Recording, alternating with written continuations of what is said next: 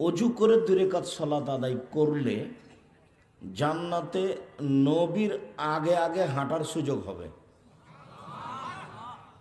আল্লাহর নবী সকালে বেলাল রাদিয়াল্লাহু তাআলা আনহুকে বললেন, বেলাল, আমি যতবারই জান্নাতে ঢুকি দেখি তুমি আমার আগে আগে হাঁটো, বলো তো বেলাল কি কারণ?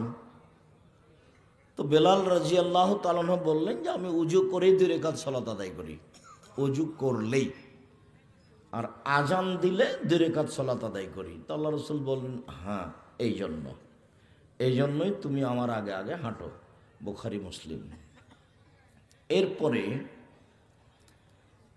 আজান দিলে 2 রাকাত সালাত, আজানের পরপরই 2 রাকাত সালাত, বিনিময় এটাই আল্লাহ রাসূলের আগে আগে জান্নাতে হাঁটার সুযোগ হবে। প্রমাণে বুখারী মুসলিমের।